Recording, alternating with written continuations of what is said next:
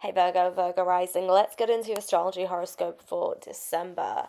So, December is a much more relaxed, calmer month that is actually very much needed in comparison to the month that we have just had and currently still in, because I will be posting these horoscopes in November. Now, it has been quite a chaotic ride. The retrogrades, the Scorpio intensity has been a lot, but December is giving us space and room to breathe, relax, reflect, and recharge our batteries. And then in the second week of December, with all this Capricorn energy coming through, it's time to go and kickstart the year ahead. Let's get into December the 4th because we're kicking off the first week of December with a full moon in Gemini. So the moon will be in Gemini and the sun will be in Sagittarius, which will form a full moon.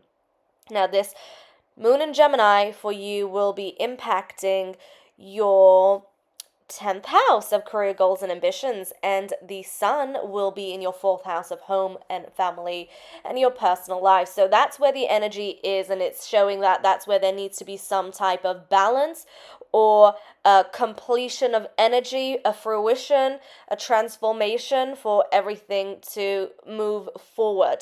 Now, full moons are associated with endings, letting go, and transformations, but they can also be associated with a cycle coming to its completion or something new coming into fruition if you've been pouring in a lot of energy, effort, and time. So with the moon in Gemini in your 10th house, this is showing your attachment or emotions associated and connected to career goals and ambitions. And even though Gemini is not necessarily an emotional energy, it's more intellectual and more logical. It's showing that you're taking a much more intellectual, logical perspective regarding matters of the 10th house. And with the sun in the 4th house, there's a lot of light and a lot of focus and a lot of energy regarding your home life, family life, personal life as well. So that's where you will experience the change. Now, this full moon is happening at 13 degrees of Gemini. So take a look at your chart if you have any planets in either Gem or Sag at 13 degrees or close by, because if you do, you'll feel the manifestation of this full moon much more strongly. So that's the focus in the first half of December, career goals and ambitions, and home, family, and personal life.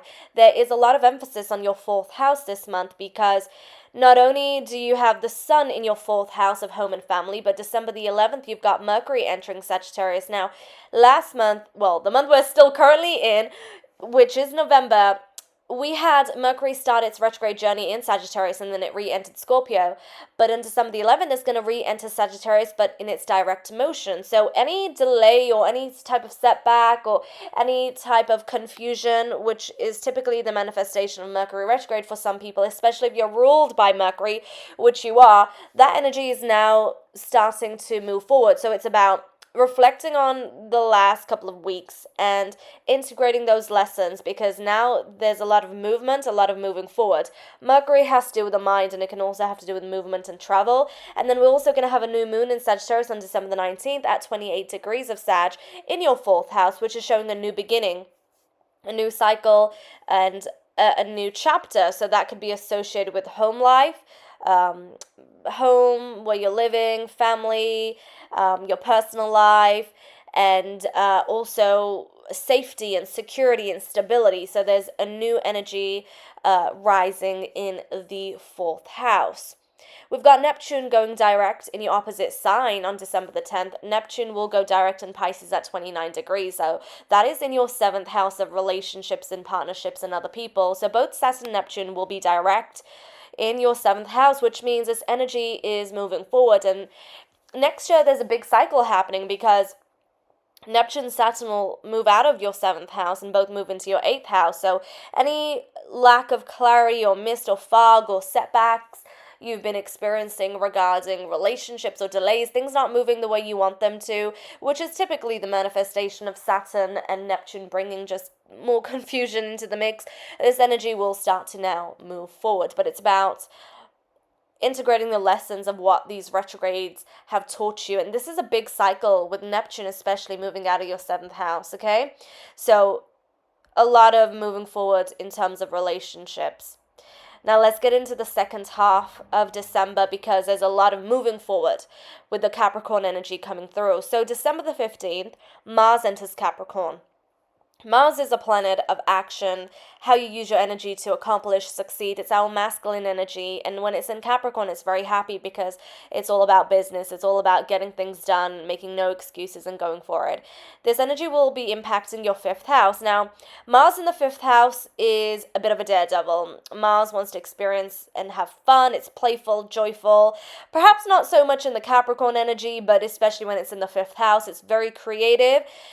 And it's also very realistic in Capricorn. So it seems like you got a good, healthy balance coming through with how much fun you're having, leisure, pleasure you're experiencing, working with your creative gifts, abilities, talents, skills, and creating. This could also impact relationships as well, bringing a lot of sensuality, pleasure, romance, because we're also going to have the sun entering Capricorn on December the 21st, and Venus, a planet of love and relationships, entering the fifth house in Capricorn on December the 24th. So there's a lot of concentration and focus regarding having fun, being more playful, bring a more abundant energy coming into your life, and really using your creativity to create and achieve. So a lot of fun on the way. It's a really nice energy. Even though it's a bit more serious in Capricorn, it still may let its hair down. So Virgo rising, that's December in a nutshell. You know, we don't have a lot of astrological transits like in November, but it's much needed. We need to kind of reset. So I'm looking forward to December, and I will be having the year ahead horoscopes out. So your 2026 annual horoscope will be out in December. So make sure you subscribe, click on the notification bell so you don't miss that episode. These episodes are also posted on Spotify and Apple Podcasts if you want to listen on the go. So happy holidays, take care, and I will speak with you soon in your 2026 astrology horoscope.